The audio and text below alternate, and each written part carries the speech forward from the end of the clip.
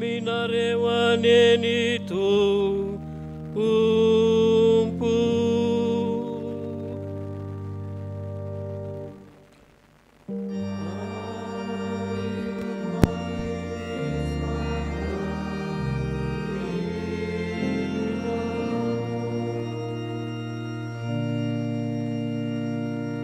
Anio alahady fa 4 ny volana janoary taona 2024 alahady fatelo manaraka ny EPIFANIA ary iainantsika ny Lohahevitra manao hoe maneho ny maha-Andriamanitra azy ny Tompo ny sampana mpanazava no hitarika atsika ho amin'ny Fanompoam-pivavahana iraitsika ny ravolahatra Hira Fanampiny fa 1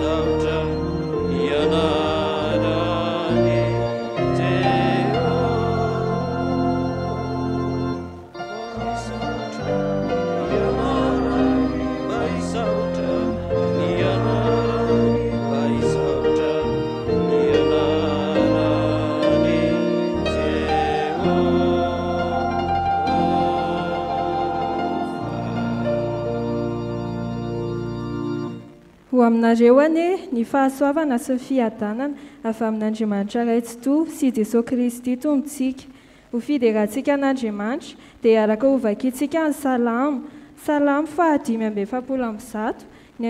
1 ka hatramin'ny 7 salamo 5:7 ny 1 ka hatramin'ny 7 rehefa hita izany dia ho vakiana amin'ny anaran'ny Tompo anandratra anao aho ry Andriamanitra mpanjaka o sy ankalazany anarany mandrakizay doria ankalazanao isan'andro aho sy hiderany anaranao mandrakizay doria lehibe Jehovah ka tokony hiderana indrindra ary tsy takatry ny saina ny fahalebiazany ny taranaka rehetra samy hiderany asanao amin'izay mandimby azy sy anambarany asanao lehibe ny lazany voninahitra eo fiandriananao sy ny asanao mahagaga no ho saintsaingo ny herin'ny asanao matahotra no tenen'ny olona ary fahalebiazanao no lazaiko hanonona ny fahatsarovany amin'ny fahatsaranao izy sy obo ny fahamarinanao. Amen. Ataontsika ny hira voalahatra.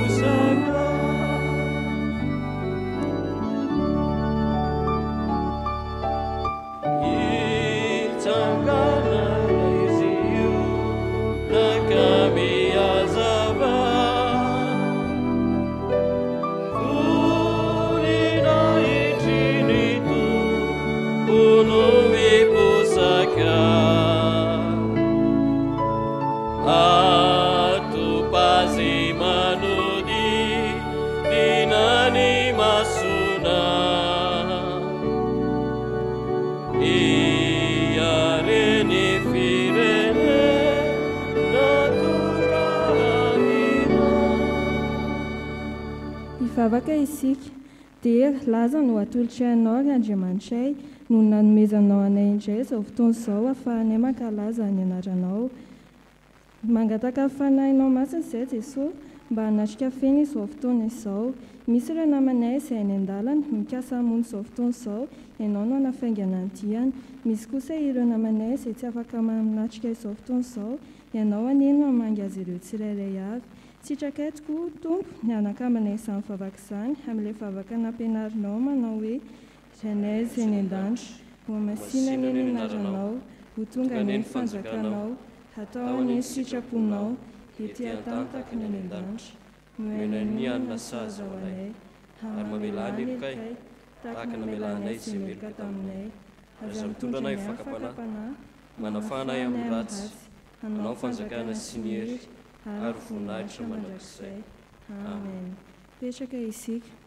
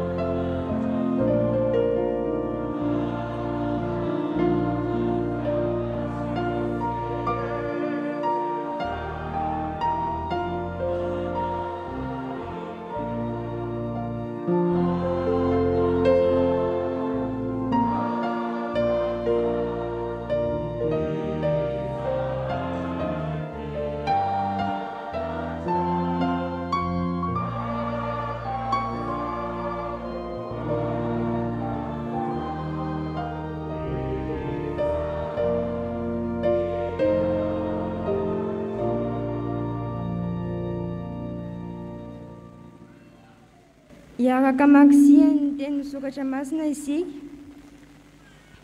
Izany dia hitantsika ao amin'ny Exodosy. Exodosy 7:30 ny 12 ka hatramin'ny 7:20. Exodosy 7:30 ny 12 ka hatramin'ny 7:20. Amin'ny anaran'i Jesosy, ary Mosesy tamin'i Jehovah, indro fa ianao milaza amiko hoe ento miakatra ity firenena ity, ary ianao tsy mbola nampahafantatra izany Hirainao hiaraka amiko. Kanefa ianao efa nilaza hoe mahalala anao tokoa aho, ary efa nahita fiteo maso koa ianao. Koa ankehitriny, raha nahita fiteo masonao aho, dia ampahafantaro ny lalanao ahalalako anao, mba ahitako fiteo masonao ary heverako fa olonao ity firenena ity. Dia hoy izy, ny tavako no andeha dia anomenao fitsaharanao. Fa hoy Mosesy taminy, raha andeha ny tavanao dia aza mitondrana hiakatra hiala aty.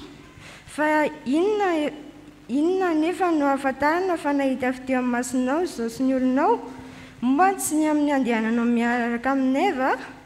Dia ho voavoaka amin'ny firenena rehetra ambony tany izahay, dia izao sy ny olonao. Ary hoy Jehovah tamin'i Mosesy, izao zavatra nolazainao izao dia ataoko, fa nahita fiteo masoko ianao ary mahalala anao tokoa aho. Ary hoy Mosesy, mba hampitaony voninahitrao aho. Fa hoy kosa Jehovah, izao hampandalo fahatsarako rehetra eo anatrehanao ka hanonana Jehovah eo anatrehanao, fa hiandra izay antraka aho ary hamindra fo amin'izay hamindrako fo. Ary hoy koa izy, tsy mahazo mahita ny tavako ianao, fa tsy misy olona mahita ahy ka ho velona. Dia hoy Jehovah, indro misy fitoerana eto anilako, dia hijanona eo ambonin'ny aram-bato ianao. Fa raha mandalo voninahitro, dia ataoko eo antsefaky ny aram-bato ianao, ka hosaronako ny tanako ianao mandra-pandaloko. Dia hanesitra ny tanako aho, ka hahita mivoky ianao, fa ny tavako tsy ho hita. Amen. Hotohizantsika famakiana ny teny soratra masina arak'izay hita ao amin'ny Asan'ny Apôstôly. Asan'ny Apôstôly 7:10 ny 2:20 ka hatramin'ny 4:30. Asan'ny Apôstôly 7:10 ny 2:20 ka hatramin'ny 4:30. Rehefa hita teo vakiana amin'ny anaran'ny Tompo. Ary Paoly nitsangana teo afovoan'ny Areopago ka nanao hoe, ry lehilahy Ateniana, hitako fa amin'ny zavatra rehetra dia fatrapivavahana amin'ny Andriamanitra reo indrindra ianareo. Fa raha nandeha aho ka nandinika izay zavatra ivavahanareo dia nahita alitara anankiray misy izao soratra izao: ho an'izay Andriamanitra izay tsy fantatra. Koa izay ivavahanareo kanefa tsy fantatrareo dia izany no toriako aminareo. Dia Andriamanitra izay nanao izao tontolo izao seho amin'ny rehetra, izy no tompon'ny lanitra sy ny tany, ka tsy mba mitoetra ao anaty tenimpolo nataony tanana, sady tsy mba tompon'ny tanany olona toa mila zavatra, fa izy ihany no manome izao rehetra izao, aina sy fofinaina ary zavatra rehetra. Ary ny firenena rehetra avy amin'ny iray ihany dia namponeny ambonin'ny tany rehetra, ary efa notendreny ny fotoan'andro sy ny faritry ny fonenany mba hitady an'Andriamanitra izy. Raha tahiny hahatsapa ka hahita azy, kanefa tsy mba lavitra antsika rehetra izy, fa izy no ivelomantsika sa hietsehantsika ary hiainantsika. Araka ny nataon'ny mpanao nytony Hira sasany teo aminareo hoe, fa teraka koa isika, ary satria teraka Andriamanitra isika, dia tsy mety raha ny fomba an'Andriamanitra no ataontsika ho tahaka volamena na volafotsy na vato voasoratra ho fahaizana man-tsain'ny olombelona. Ary Andriamanitra ny tsy nijery ny andro ny fahalalana, fa Andriamanitra izy mandidy ny olona rehetra amin'izao tontolo izao izay hibebaka, satria izy efa nanendry ny andro iray izay tsara n'izao tontolo izao amin'ny fahamarinana amin'ny alalan'ny lehilahy iray voatendry. koa efa nanome vavolombelona ampiny ny olona rehetra izany izy tamin'ny nananganany azy tamin'ny maty. Ary raha nahareny amin'ny fitsangana maty izy dia niomeny sasany, ary sasany kosa nanao hoe mbola iainanao indray izahay ny amin'izany zavatra izany.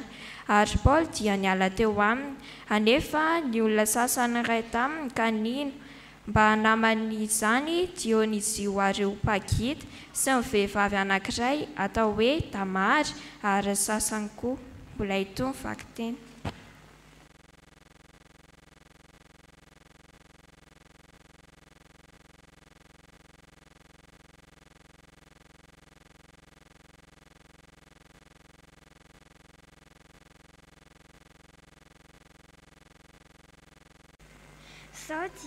Zao dia hiaraka amarana ny teny soratra masina isika.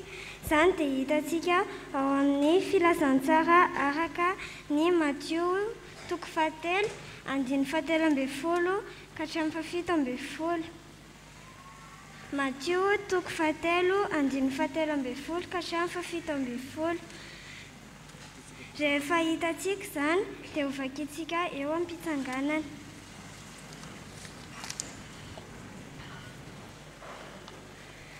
Ary tamin'izany Jesosy dia avy tany Galilea ka tonga teo amorony Jordana, dia nanantona azy Jaona izy mba atao batisa. Fa Jaona nanda azy ka nanao hoe izao no tokony atao batisa, ka ianao indray vao no makaty amiko.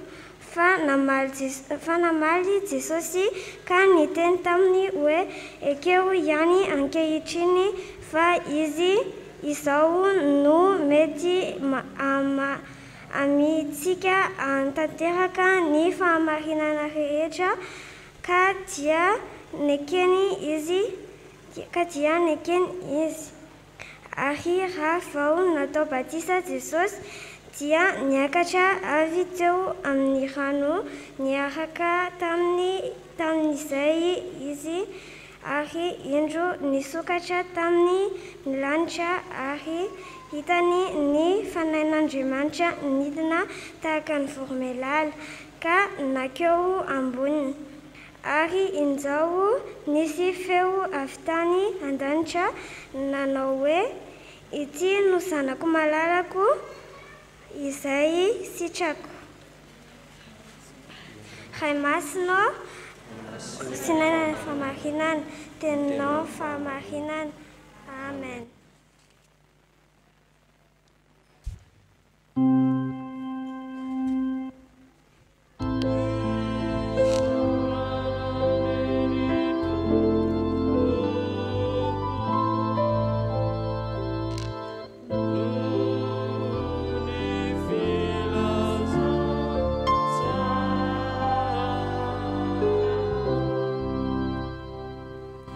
Kivavaka sika Tompo, ry Andriamanitra Rainay io, misaotranao fa voavaky taminay ny teninao ary voadika tamin'ny tenindrazanay.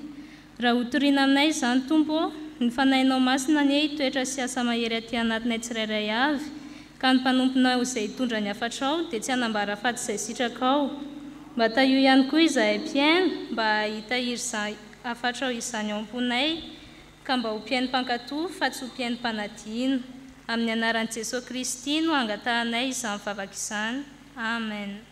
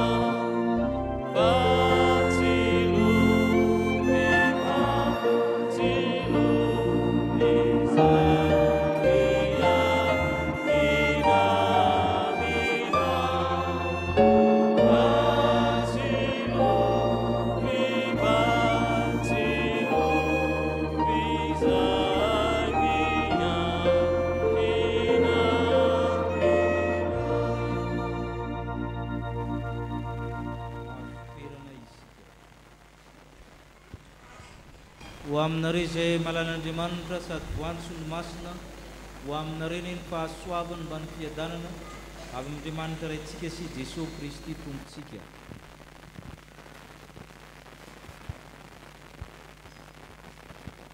Afaka karina kely ty. Asan'Apôstôly toko fahafito ambin'ny folo. Paoly tao Atène. Atène dia renivohitry Grika, antsoina hoe Minerva koa. Ny hoe Atène dia anaran'Andriamanitra vavy, zanaky Jesy, Andriamanitry ny ady. I Atène tonga voalohany tao i Paoly dia nisy synagogany jiosy tao, nampianatra tao izy. Nisy olona naheno azy ny ady hevitra dia nahakazy, satria tamin'ny fotoanan'io zany vanim-potoana nampatanjaka ny sekoly filozofika ny université ny filozofia izay nianarany olona zavatra rehetra. Aza dinona fa ny université voalohany dia filozofika, izay ny naviany PhD ny tao anatin'ny filozofia daholo ny discipline rehetra. Indrindra fa ny matematika zany tsy nisaraka tamin'ny filozofia tamin'izany.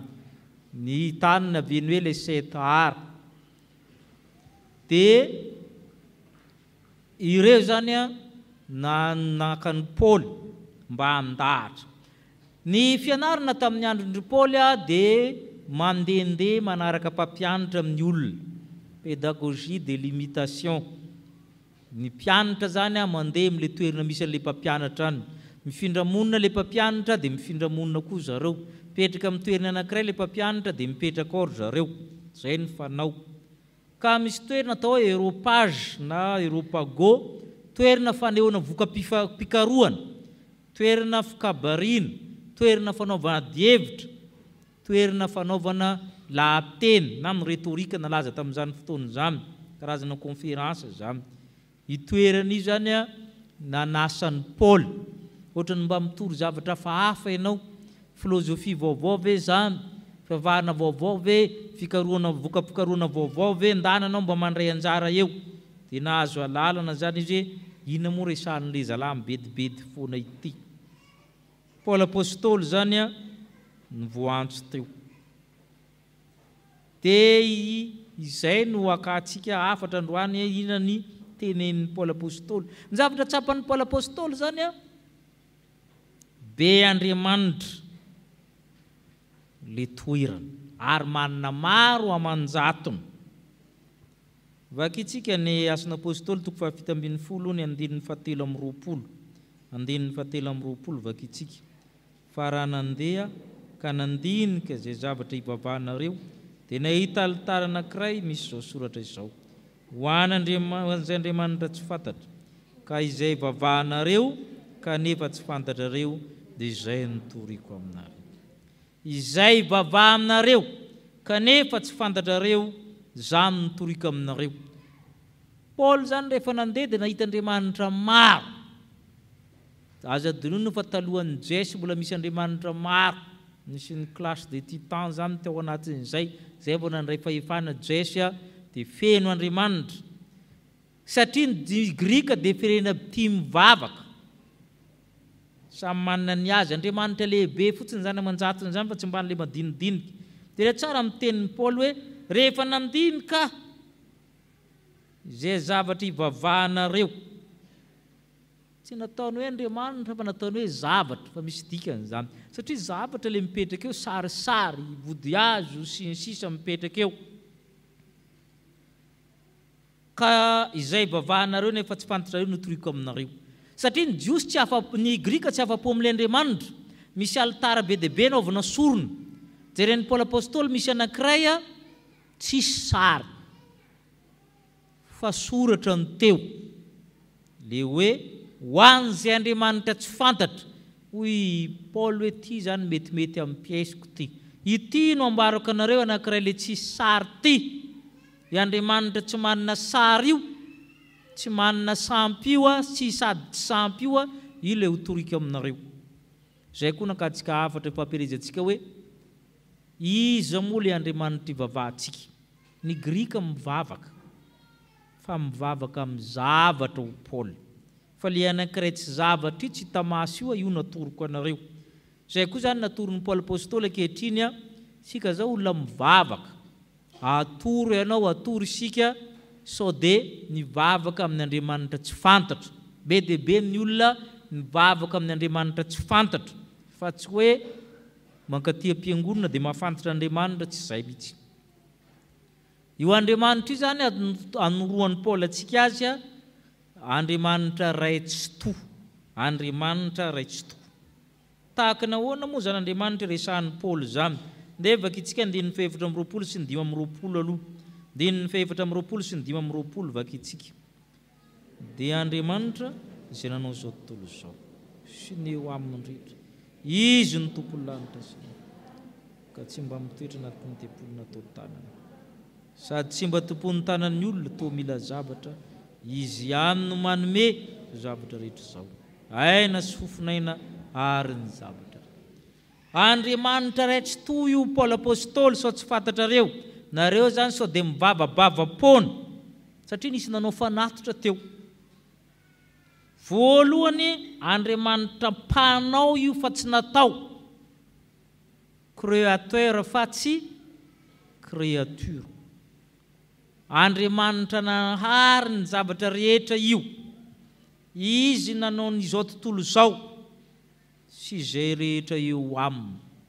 Ny tsy mahamety le fanompoan-tsampy manko Andriamanitra nanamboatra antsika olombelona. Itsika indray va manamboatra zavatra. Le zavatra namboarintsika indray nataontsika inona? Andriamanitra.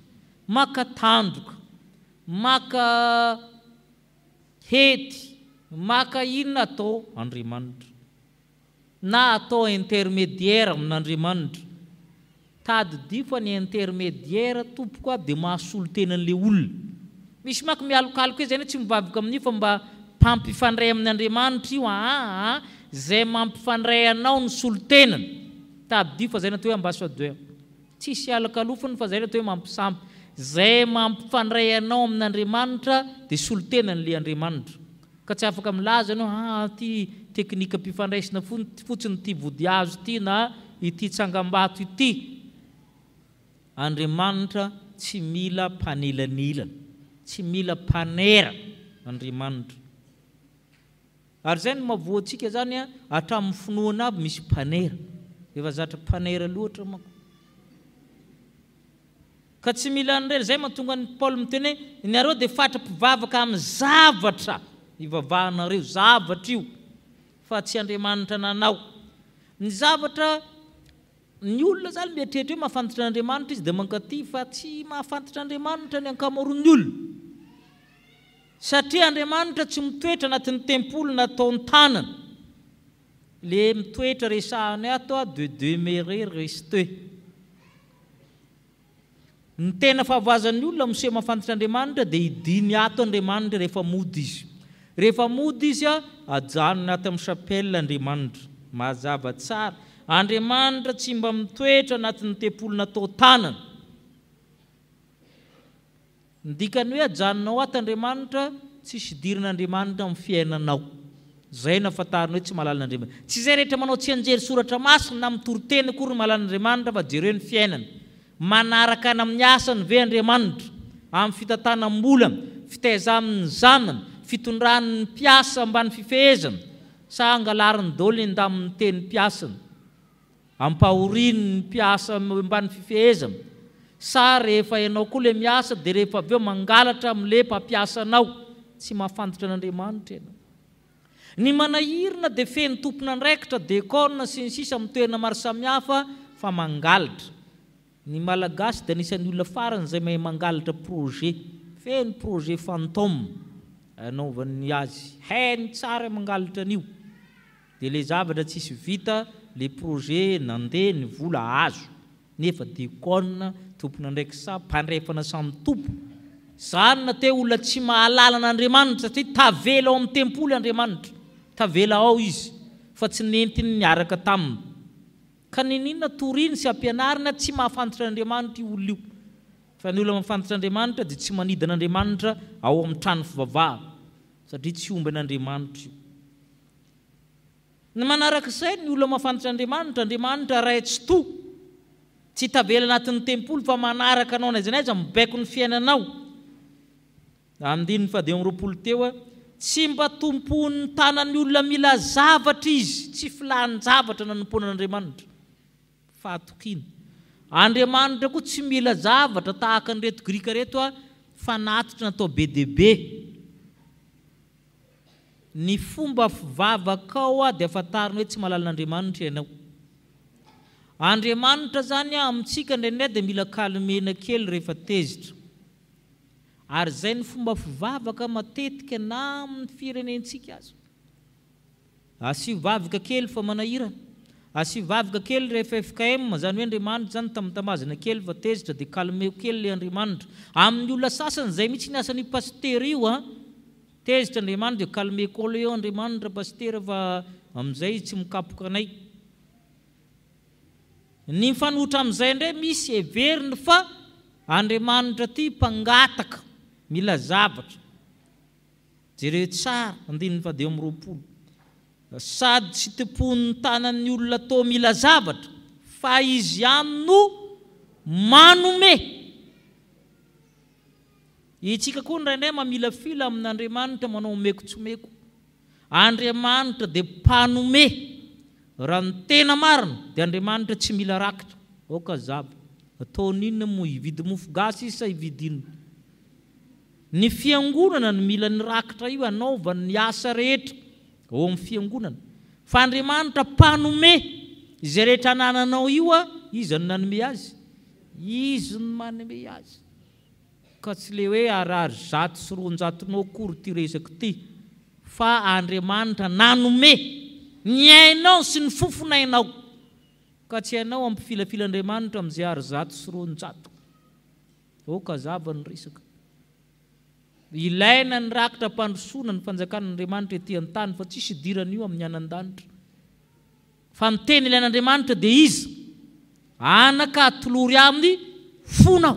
Ianao no ilaina. Fa marika hita maso amin'ny folan'oratena le rakitra. Ary manahirina amin'ny tenan'izany satria izy ny olona azy amin'ny tenan'izany pasteur fa manjary mihena le rakitra. Andriamanitra tsy mila rakitra zay zany tsy anao rakitra tsony amin'ny hera aza manao. Fa za dia milaza majavo Andriamanitra tsy mila ny rakitra io. Fa isika ny mila an'io anaovana ny asa rehetra ato. Hitaizantsika amin'ny tanorantsika. Hitaizantsika ny skoty hividianantsika fitaovana. Fa Andriamanitra mazava tany tsy mila zavatra izy fa izy ny mpanome. Ka tsy misy afaka mila fila amin'Andriamanitra fa tandremo. Izy ny nanomenao ny zavatra rehetra. Ary ny firenena rehetra dia amponeniny eo aminy osy izy. Dia vakitsika indray ny 920 hatramin'ny 720. Ary ny firenena rehetra dia avy amin'ny ray aminy dia namponenina ambony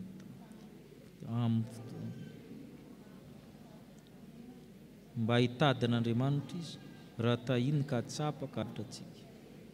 Fa izy ny velomantsika, sihetsentsika ary iainantsika. Araka ny nataon'ny mpanao tononkira sasany aminareo hoe faterany koa isika. Zay. Andriamanitra izy nametraka firenena iray aminy. Fa avy eo iny ny tombo. Iray ihany zany olona rehetra ao amin'Andriamanitra. Apetrana amin'ny fotoana amin'ny toerana ny firenena rehetra. Ka dikan'izany ny olona mifantatra Andriamanitra dia tsy mpanavakavaka. Raha vao manavakavaka ianao ara-poko, ara-piaviana, ara-kantoko, ara-pahaizana, ara-mpananana dia tsy mahafantatra Andriamanitra ianao nizaniza. Satria iray ihany ny firenena ambonin'ny tany ho Andriamanitra. Fa izy no mametraka azy amin'ny fotoana rehetra. Samy mitady an'Andriamanitra. Ny olona dia natao hitady an'Andriamanitra. Io zany ny antsony Calvin notatio dei. Ao amintsika ao zany misy zavatra nambolen'Andriamanitra atao hoe semence de la religion, voan'ny fivavahana ho Calvin, semaine religiomen amin'ny teny latina. Izy io dia mampitodika anao amin'ny Andriamanitra foana, hatrany hatrany. Ny ate dia zavatra foronina, atiarina, ny ateisme. Fa ny olona zany raha vao teraka dia misy ohatra ny andriamby mitady an'Andriamanitra. Zay no mahatonga ny olona manompo sampy ane.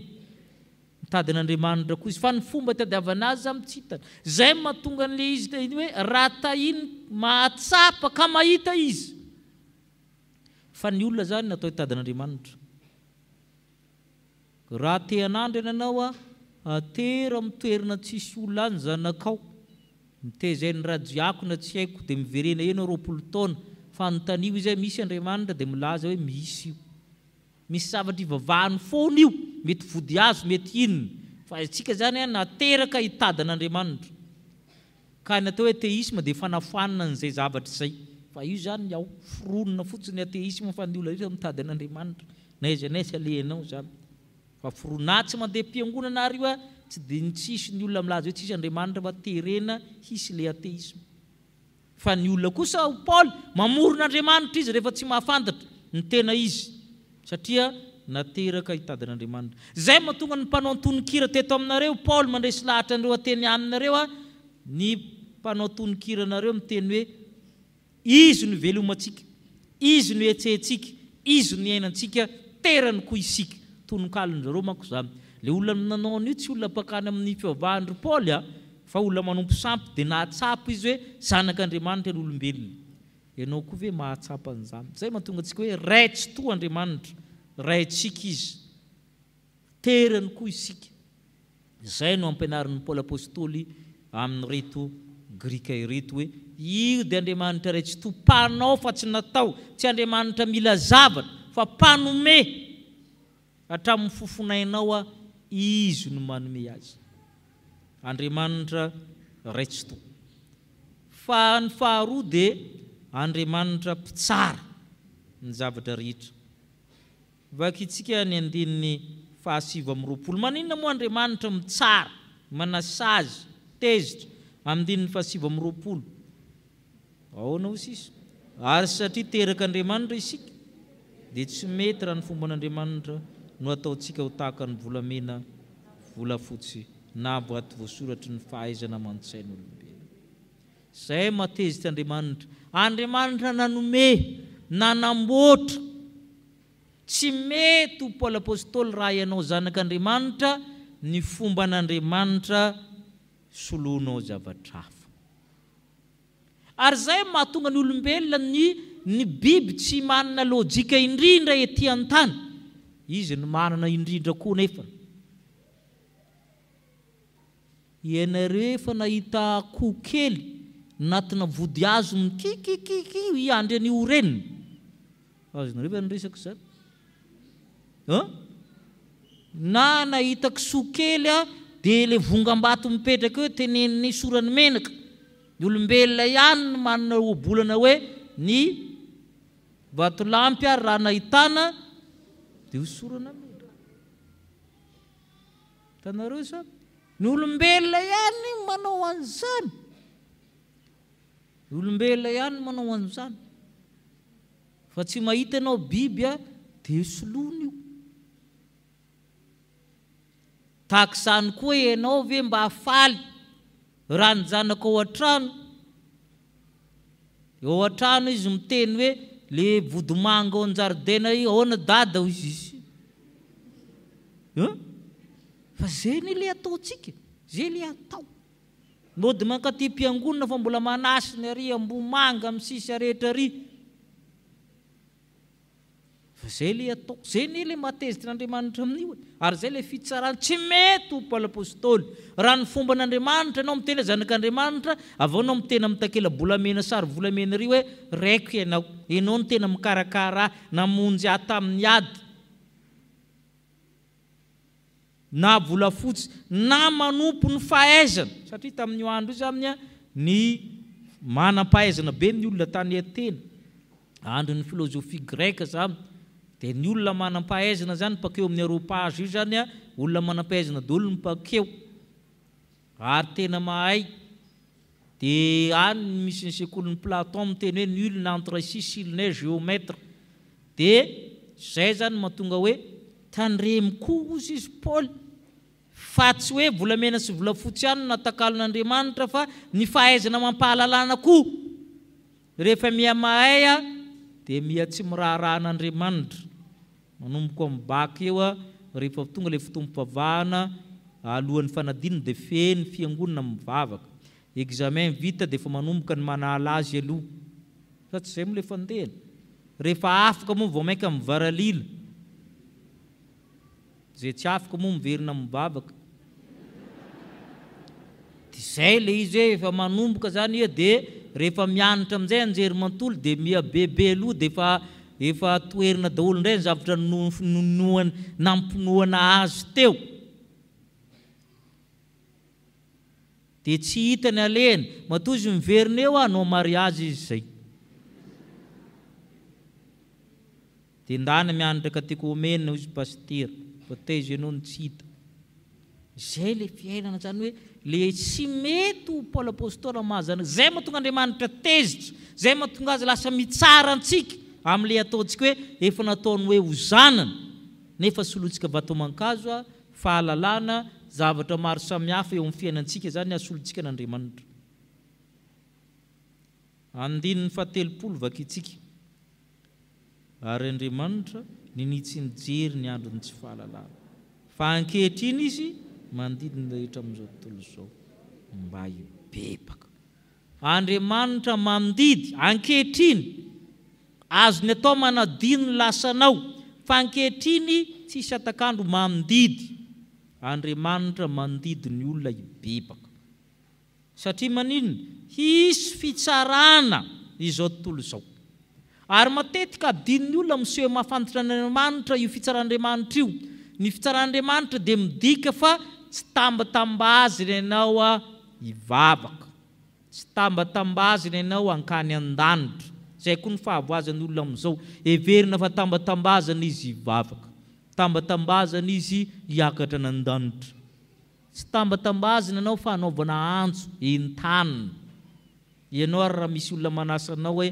tiany bie fa ho an'ny Frantsa na ho an'ny Amerika ianao tsy mila saina ianao tsy mila tirena ianao tsy mila tambatambazana ianao fa ho anan-danitra ianao mila tambatambazana aza mandeha raha tsy andeha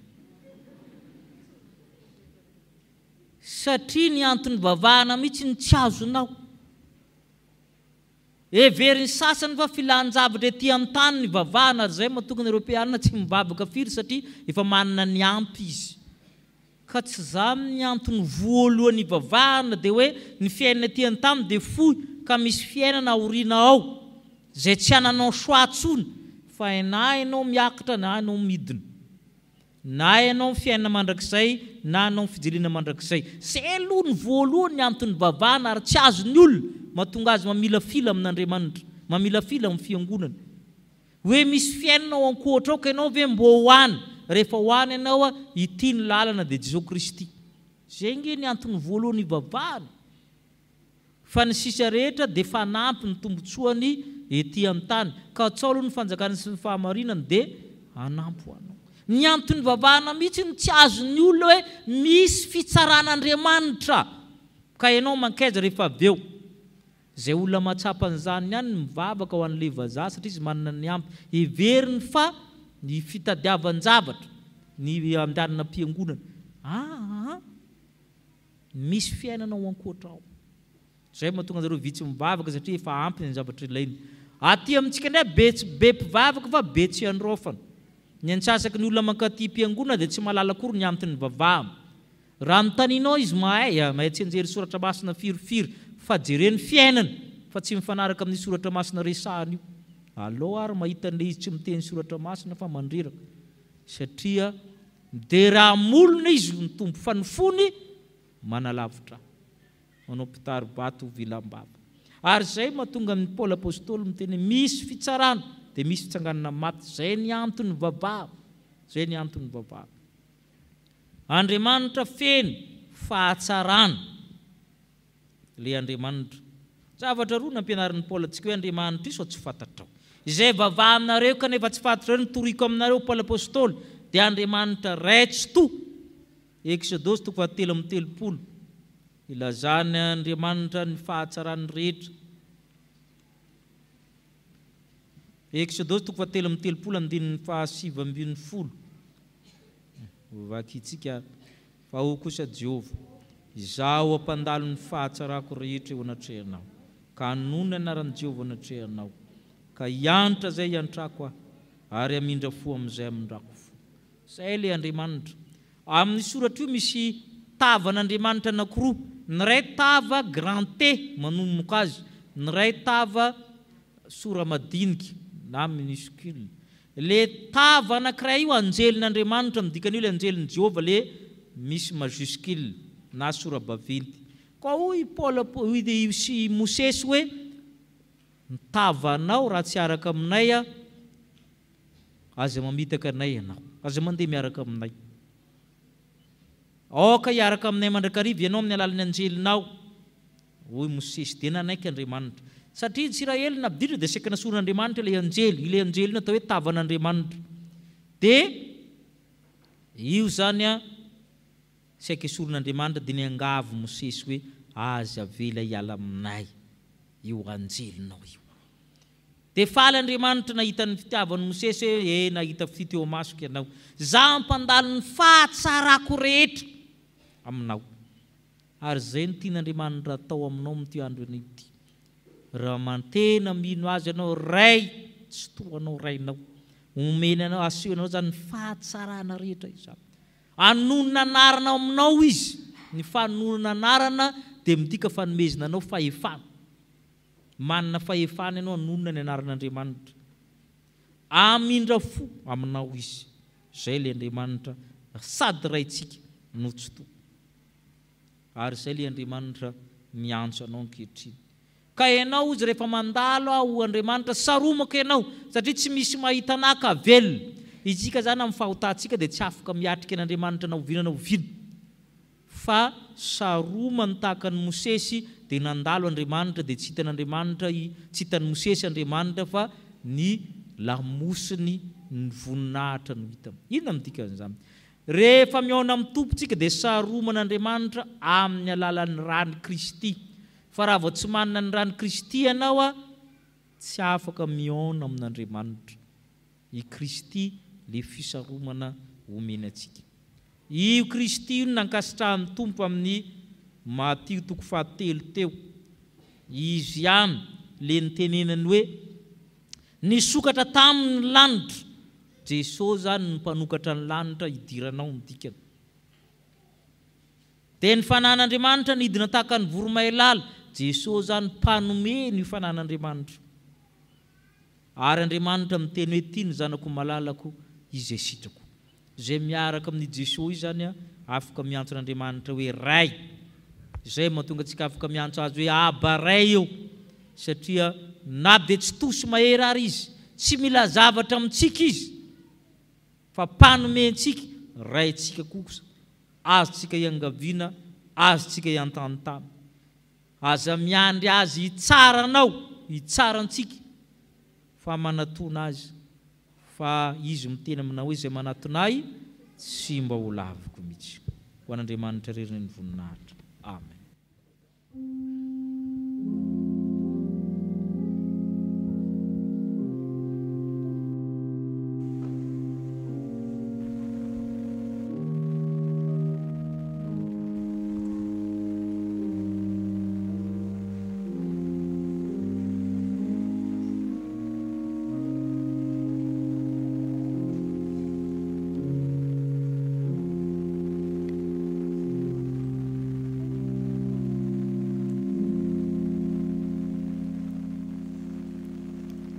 Mahalona nisy sitrapon'Andriamanitra izay nitoriana tamintsika teo ry havana dia netsika rehetra netry tena hiaiky ny tsy fahamarinantsika, hiaiky ny tsy fahatanterantsika izany sitrapon'Andriamanitra izany, ka iombona amin'ny fo amam-panahy, amin'ny tena manontolo, amin'ny alalan'izao vavaka fifonan'izao. Tompo Andriamanitra eo, Andriamanitra masina ianao, Andriamanitra mahita sy mahafantatra ny miafina rehetra amin'ny fiainanay. Tsapanay ankehitriny fa mahita ny ataonay rehetra ianao, mahita ny lasanay ary mijery ampitiavana ihany koa nefa izay rehetra toritory fosy sy mangorakoraka noho ny sitraponao izay nasehonao taminay. Miaiky ny tsy fahamarinanay izay rehetra ankehitriny satria samy efa niodina tamin'ny sitraponao. Niteny taminay ianao tamin'ny tenyio ity fa Andriamanitra tsy toy ianao, Andriamanitra mpitsara.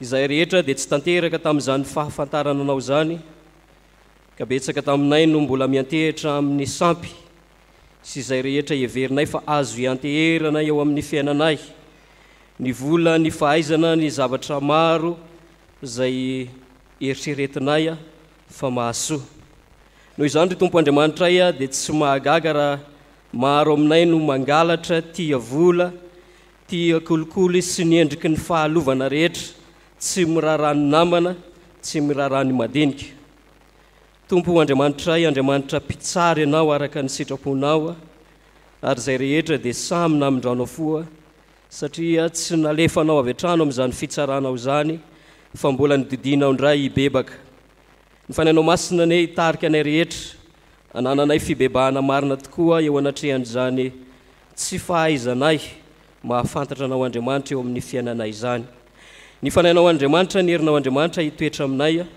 ka anekenay hianteheranay aminao Andriamanitra tsy toa eo amin'ny fiainanay manontolo aza mafoanay ry Andriamanitra tsy toa fa jereo araka ny haben'ny fitiavanao izay rehetra avelao ny elokay ary diovy amin'ny rano Jesosy Kristy zanakao ny herinao Andriamanitra no inonay ankinanay afahanay mijoro indray amin'izao fotoana anatonanay anao zao ijoro amin'ny fankatoavana ny sitraponao ary anana fifaliana sy fanantenana avy amin'izany ihany koa ny anaran'i Jesosy no anaovanay ny vavaka amen 7:100 ny andiny voalohany sy ny fahatelo no hanamafisantsika izany fifonantsika izany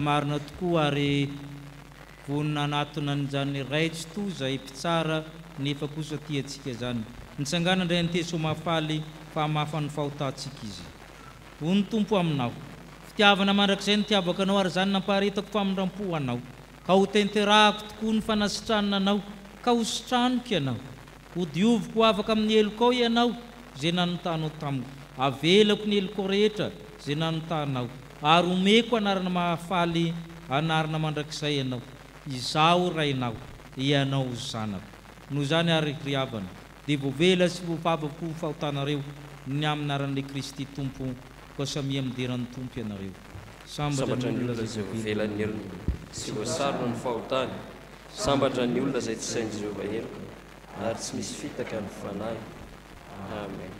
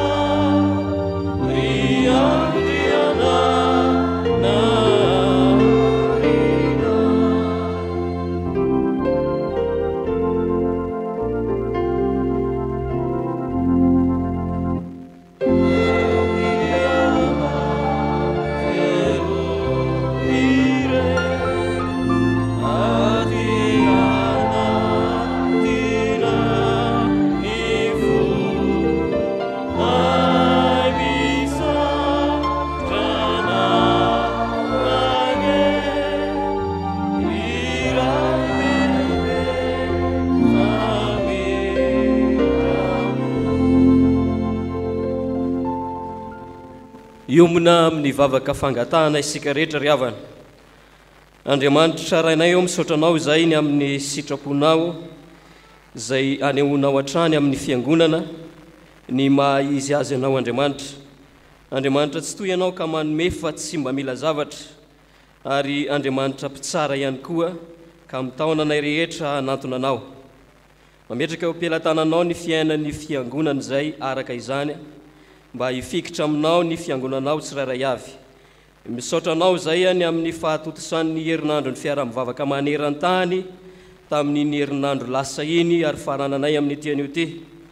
Mangataka aminao izay mba hisin'ny filaminana sy ny fitoniana eo anivon'ny fiangonanao.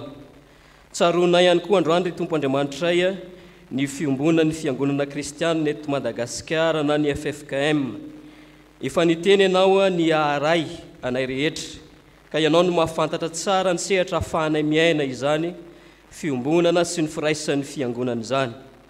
Tao amizay mba ahatonga anay rehetra hifankatia amin'ny fijoroana ho vavolombelonao sy amin'ny fitoriana ny filazantsaranao. Apetraka eo ambany fitantananao araka izany ny tompon'andraikitra rehetra eo anivon'izany fiombonana izany ary ny raharaha rehetra izay kasaina tao amin'ny ity taona ity. Ianao Jesosy Kristy lohan'ny fiangonana no alavorary ihany koa ny asanao rehetra izay tanterahana eto amin'izao Fitaizam-panahy Protestanta misy anay izao.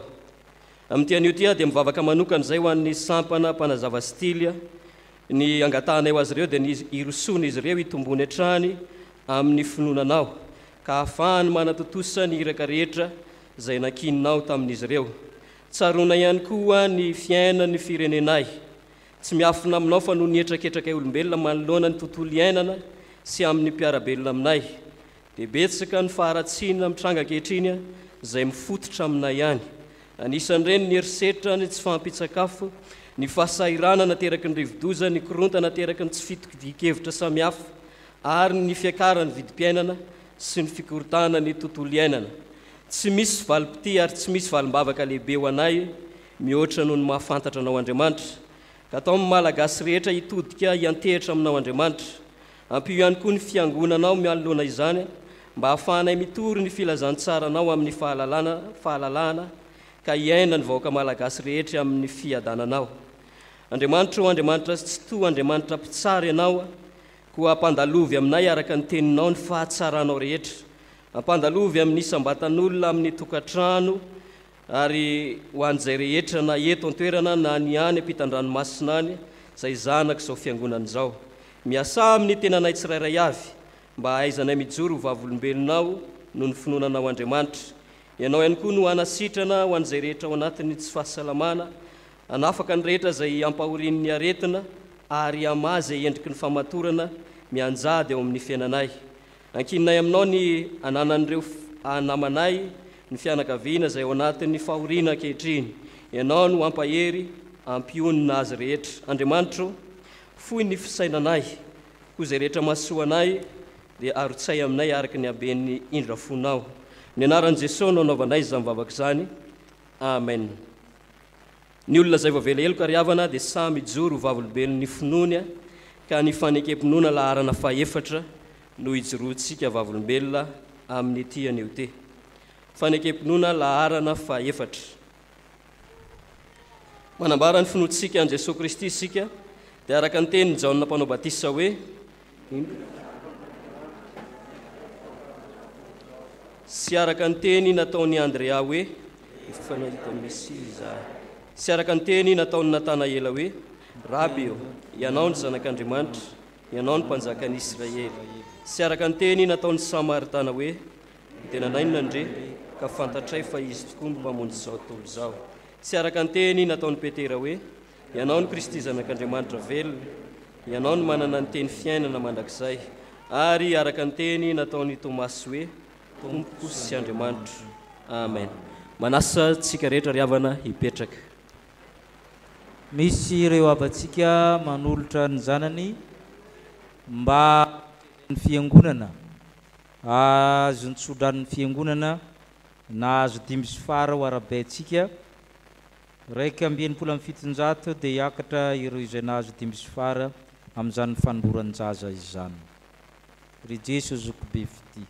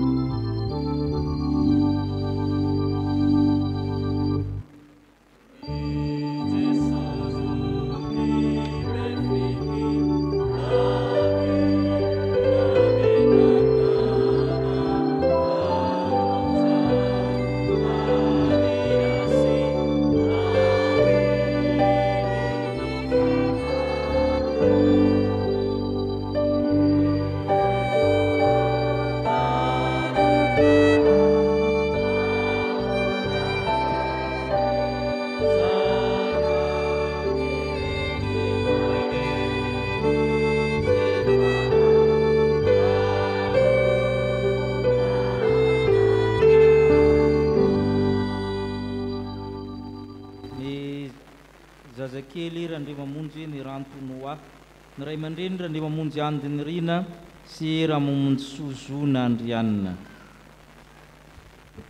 endry havana miarabanareo ny fiangonana ary faly mahitanareo ny men'Andriamanitra 5 fara io ny tenin'Andriamanitra ianao nefa nampoaka ao atao ankibon'ny reniko efa nankinina taminao atrao amboka hatranankibon'ny reniko dia efa Andriamanitra ianao ary rehefa tapitra ny andro fidiovana araka lany Mosesy dia nitondra azy niaka tany Jerusalema izy mba ho atolotra ho an'ny Tompo ka dia voatolotra ho an'i Jehovah izy eny amin'ny andro rehetra iainany dia voatolotra ho an'i Jehovah izy amen mivavaka isika Tompo amin'nisodranao izay noho ny fanomezanao izay tsy azo tononona fa ianao tokoa no manome ny fofonaina Tompo nanome 5 fara ireto avanay ireto ianao vavolombelony zany izay fianakaviana fa ianao dia Andriamanitra tsy miova mpamorony ianao mpahary ianao nanampy isan'ny fianakaviana fiangonana firenena kometeza ianao ankehitriny ny ray aman-dreny hikarakara azy ireo azoany mikolokolo ny zaza ho amin'ny fanabeazana Kristy aminy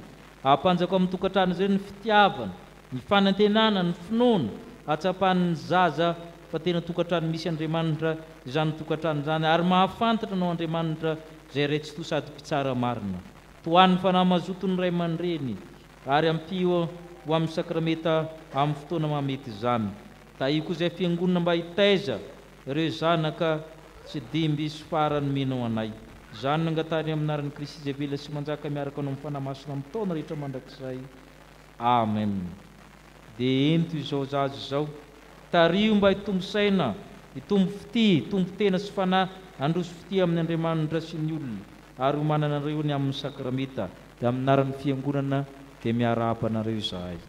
Amen.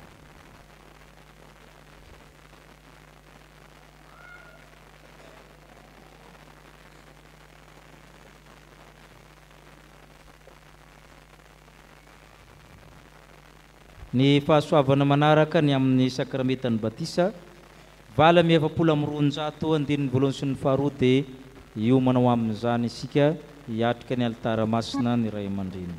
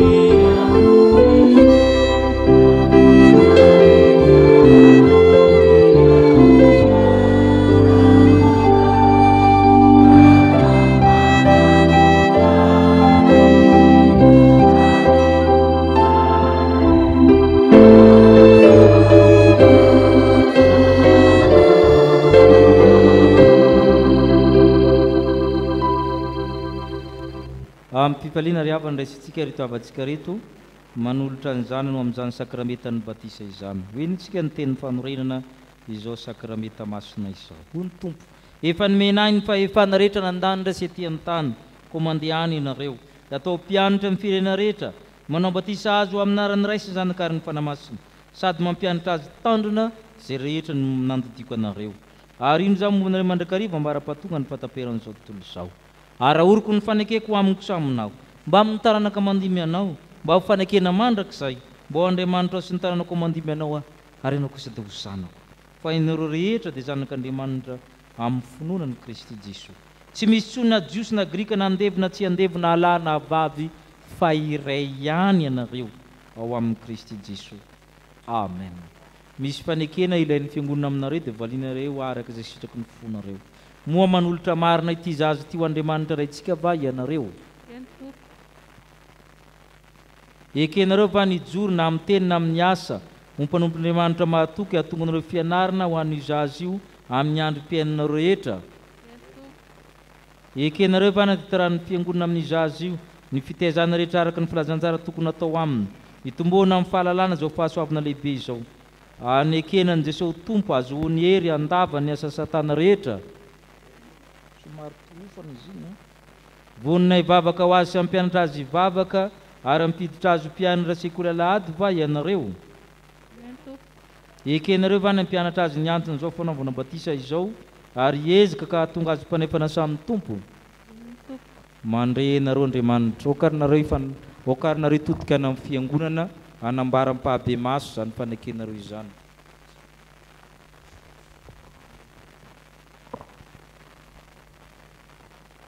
Manolotra ny zanaka ho an'Andriamanitra raintsika izahay, ekenay nijoro na amin'ny teny na amin'ny asa ho mpanompon'Andriamanitra mahatoky mba hahatonga ny fianarana zanakay amin'ny androm-piainanay rehetra. Ekenay ny hataterahan'ny fiangonana amin'ny zanakay fitaizana rehetra araka ny filazany tsara tokony fatao aminy.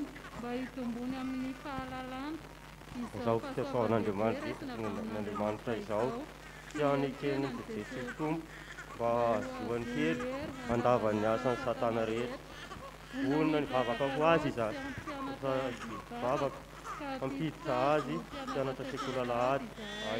Ekenay ny ampianatra azy ny anton'izao fanaovam-batisa izao ary ezahanay ny taona azy sy fandray ny fanasan'ny Tompo. Ny herin'Andriamanitra no ankinanay hatanterahana izany. Amen.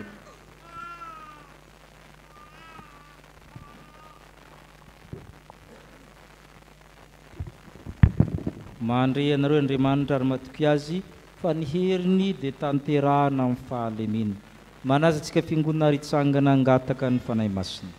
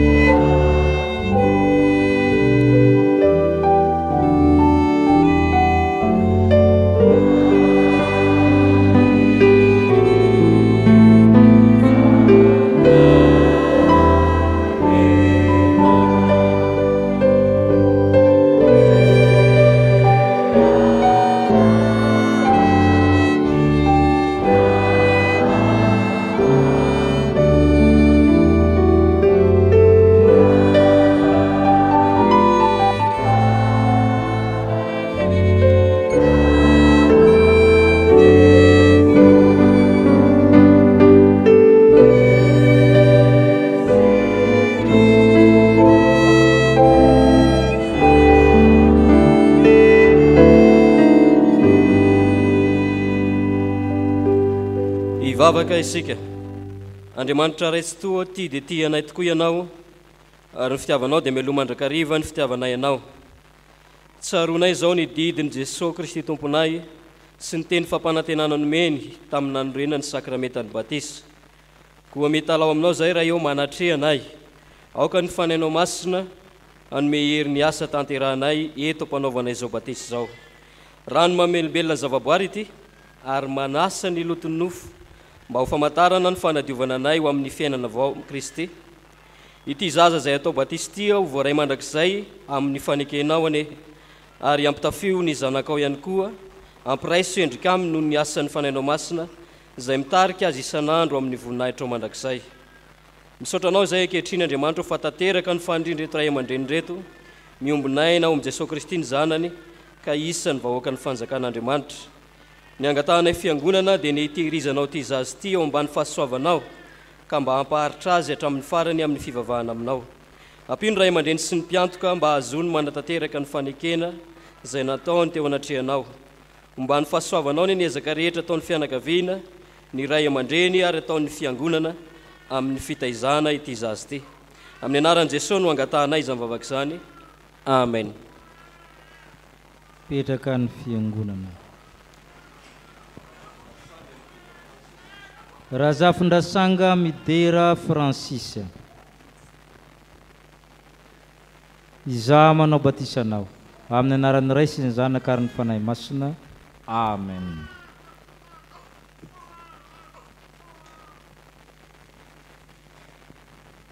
Ho ny Tompo, anaka aza matahotra. Efa nanavotra anao ianao. Ento zao zaza zao ka ty zao tsara fa zanak'Andriamanitra. Amen. Fivalianao atsika navitany fanamasinany fanambadiany reto zanatsika asana o izy reo randreny Rina Lionel sy Andre Manalinjafy miantsa asana. Reo izy reo dia mivavaka anareo ny fiangonana, miarabanareo. Saotra Tompo mahazo toerana. Ho amasinina fanambadiana amin'ny heriny Rabery Tafika Arfidy Fabrizio sy Ravelonjato Miary Larissa. Amin'ny ilanao izy reo dia miarabanareo ny fiangonana mialoha sady mivavaka anareo, sady fanaovana batisa ny zakely Rabery Tafika Enika Mahasitra Yanisy zanaky izy roa zany dia mivavaka anareo ny fiangonana mba totosa soamantsara izany. Saotra Tompo.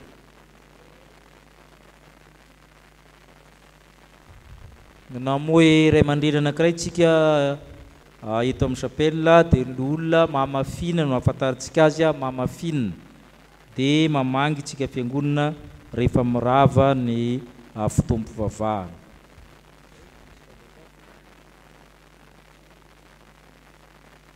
Ny alahady sabotsy fahatelo amin'ny volana febroary ny firaisan'ny sampana miomanao amin'izany tsika misoratra narana amin'ny sampana fa mihaino vaovao mpiangonana ihany na zany ara raha misy ny fahamena fiovan'ny fepetra ataon'ny fanjakana dia mampita vaovao eo ihany ny tompona andraikitra. Hatr'izao zany dia mbola ho tanterahana izany firaisan'ny sampana izany. Amin'ny asabotsy hariva ny fiampiaraba amin'ny dekona araka ny voalaza teo dia mitondra zavatra azo hohanina sy sotroina zany isika.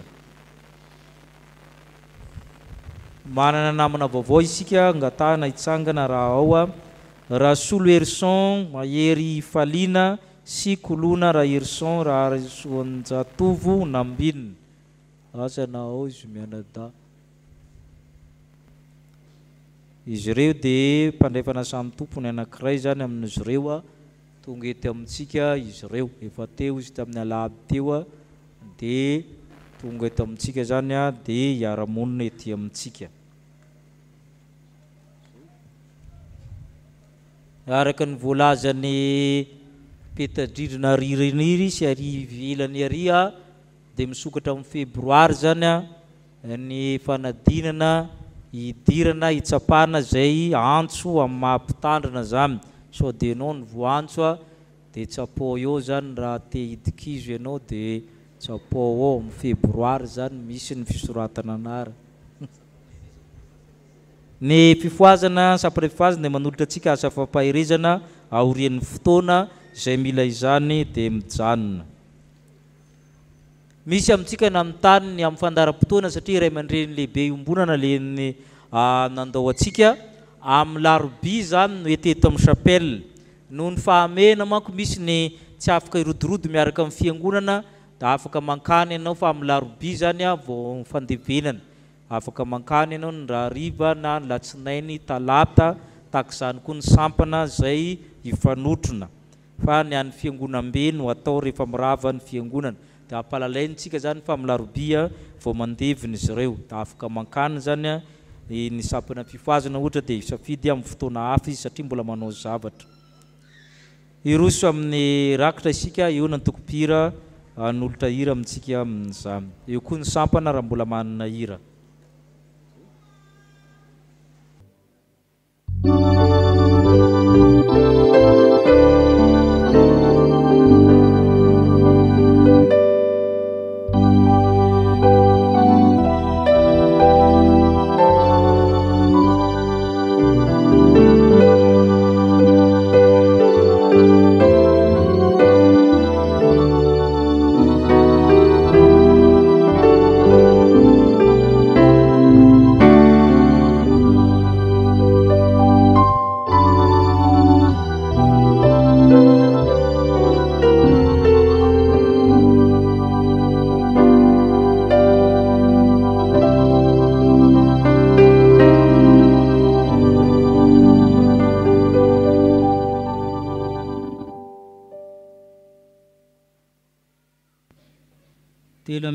telonjato ny andinin'ny voalohany sy ny faharoa lohany sodrano andinin'ny fahatelo sy ny fahefatra orian'ny sodrano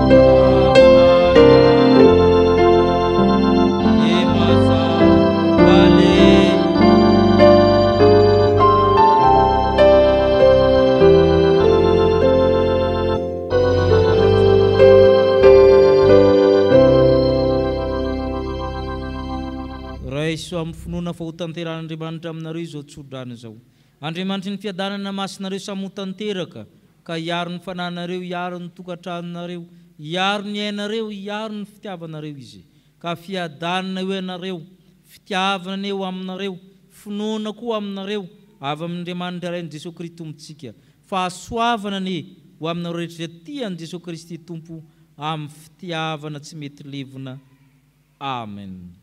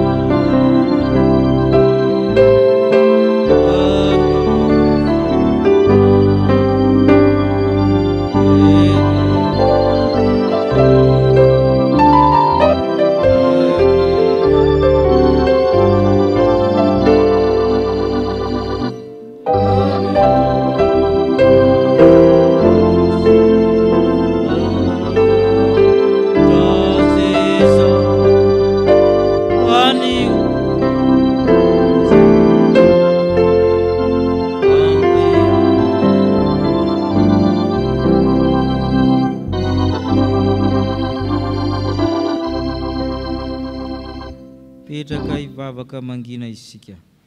Hoe ny Tompo aminao. Izay zavatra nangatanao dia ataoko aminao. Fa nahita fiteo masika ianao ary malalanao tokoa fa ampandalo ny fahatsarako rehetra eo anatrehanao aho. Ho an'Andriamanitra irery ny voninahitra amin'ny anarany iray sy ny Zanaka ary ny fanahy masina. Amen.